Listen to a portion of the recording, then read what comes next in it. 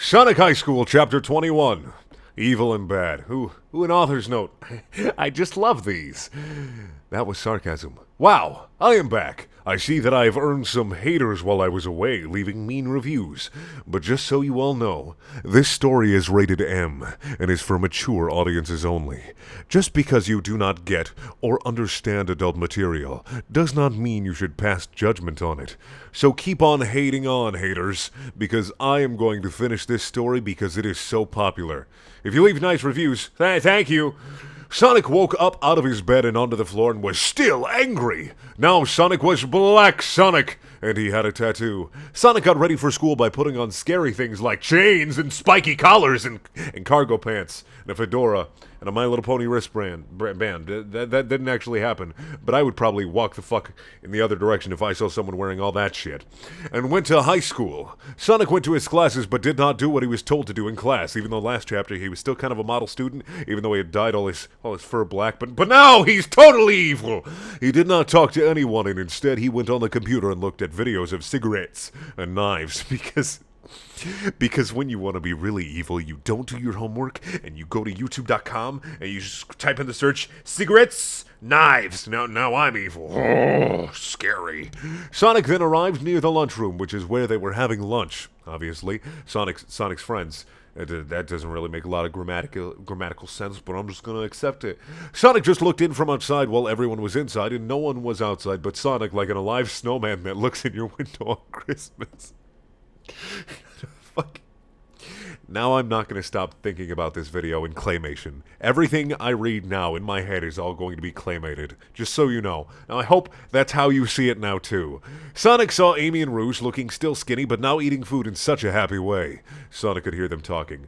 Wow, I am so glad we are out of detention, said Amy to Rouge. Yeah, thanks to Silver we have been escaped from detention, said Rouge to Amy. It looked like Silver did the hero thing to do, and saved Amy and Rouge from detention.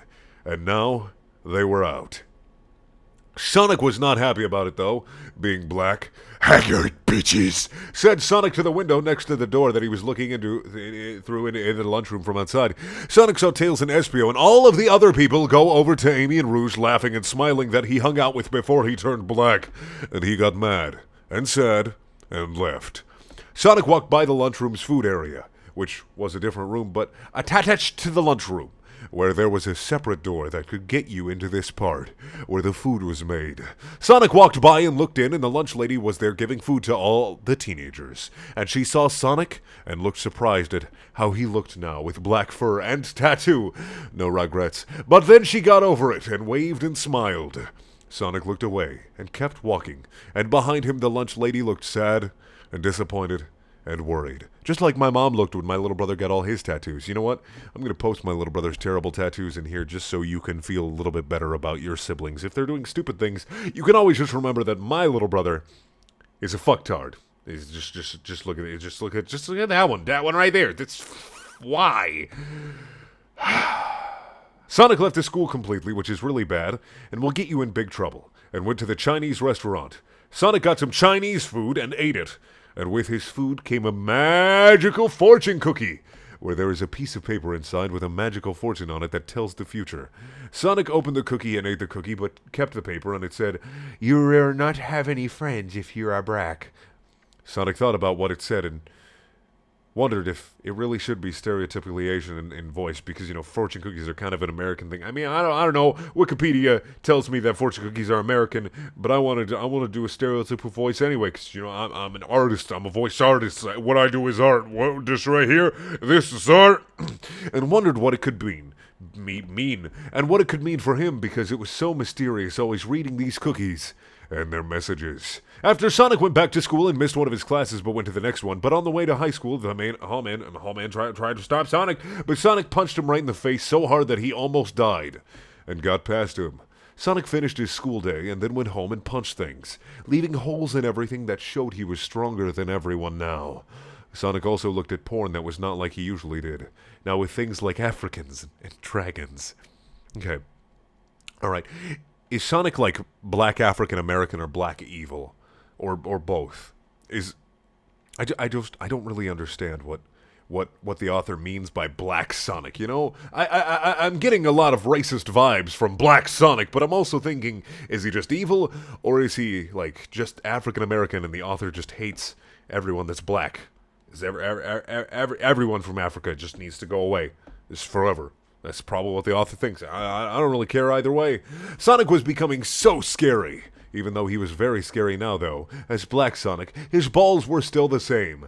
It did not get cured. You know, black dye really doesn't cure STDs. Well, I don't even know if it's an STD. Alien ball problem. It became night in the world, but Sonic did not go to sleep like a normal person. In fact, when it got really dark out, Sonic got out of his room from the window and left. Because Sonic was black now. No one could see him in the dark unless you looked pacifically hard. Pacifically hard. Just for Sonic. But who is going to do that? Because no one cares about Sonic. He's not going to have anybody that cares about him. Sonic left and went to a bad neighborhood and bought drugs like marijuana. And ate some of them. Yes, I think I made this joke before, but I would like 12 marijuanas to ingest. Please, no more than 12. 13 and I might overdose. And ate some of them and kept the rest in his pocket. Sonic had really changed now from being the one with the best morals to the one with the worst. Like a seagull, becoming angry because it would not get any breadcrumbs in the parking lot. Yes!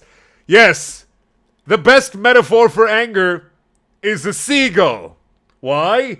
Because birds are evil! Sonic moved on from the bad neighborhood to where he wanted to go to next. Amy's house. Sonic's brain was now being controlled by drugs. And he was becoming even worse than when he was just black. Sonic went to Amy's window and looked into it, and saw her sleeping on her bed like a DVD not being used. It's shining side up. His head... Sorry. I'm just gonna... His head filled up with anger, but it was in a way that he was actually became kind of happy and angry and laughed, like he wanted to do something bad to her. Sonic looked down at his tattoo that said, "Fuck girls!" and it reminded him of what she had done to him. Sonic was so evil that he punched through the window and ran fast right to Amy's bed. And she started to wake up a little from being in sleep. Is Amy just a fucking iPod? Amy's an iPod, just confirmed. Her eyes were just blinking a little and she obviously could not see well at all. And especially could not see Sonic because it was dark and he was now black. Which was like Cam of Lodge. Sonic just grinned at her with an evil look, and just as she started to open her eyes and see his white eyes above her, he punched her right in the face. Amy was now in a lot of pain, but still confused and surprised and maybe thought she was nightmaring. But no, it was real. A new Black Sonic on drugs was about to beat all of her shit out of her. "Fuck you, girl!" he screamed, but still smiled and punched her more in the face, until all of her teeth got knocked out, and she was like a grandma who could only eat pudding and not steak. I mean, if you really wanted to, you could probably blend up the steak so that she could eat it. I mean, it's perfectly okay to do that. I mean, it's a steak shake. You never heard of a steak shake? They're great. I've never heard of a steak shake either. Amy was now screaming and crying, but he stuck a thing in her mouth and she couldn't do. But he stuck a thing in her mouth. For years to come, I'm going to be questioning what thing Black Sonic stuck in Amy's mouth. I'm probably never going to know. It's probably just a penis. Let's just go with penis. It's the easiest thing. And she couldn't do anything. He was so mad and under the powers of marijuana. And he looked at her. And she looked so afraid and scared, but he was still smiling and angry. Sonic's black rage was coming out through his fists with violence. But then, all of a sudden, Amy kicked her foot up and hit Sonic right in the balls. Thank God. Because the blankest were over Amy's foot as she did this, so she did not... The blankest... The blanket? The blanket. Were over Amy's foot as she did this, so she did not touch Sonic's ball disease. It still hurt him very much, though, and he fell off of her bed and was in pain from being hit in the balls, which is the most powerful spot on a man, so it hurts the hardest because it is like the information superhighway of your body. Did he say this previously? I feel like he said that the balls are the information superhighway previously, and I just gotta agree with him. That's where all my thoughts come from. Sonic hurt so much from this that it was like a hit to his brain, and all of the drugs fell off his brain. Sonic suddenly looked around him and saw he was in Amy's room. He ran over to the bed, kind of knowing what just happened, but wondering if it was a dream, like Amy was thinking, but it was not. But it was not. Sonic was lying over Amy's body, and they were both perfectly still, like a couple of candy canes. But one was sitting on an invisible bench over the other. Okay, their eyes were both so big as they looked at each other, both scared and shocked at what it was that was happening. Amy's mouth was all bloody and no teeth was in it, like a hole that went straight to China, but instead it was to her boobs and then vagina. Okay, all right, just a hole that you could see her boob. All right. Sonic and Amy did not say anything either. Sonic suddenly looked sad and scared and got off her bed and backed away toward the side of the room and ran out of it. Sonic was feeling so many feelings, being scared and sad and shocked and surprised. He could feel little baby tears at the sides of his eyes, like Jewish people being thrown up in the air at a bar mitzvah. He ran as fast as he could straight down the road. He ran out of the town and through the forest like a deer that could use a car, and to the edge of the forest where there was a giant cliff.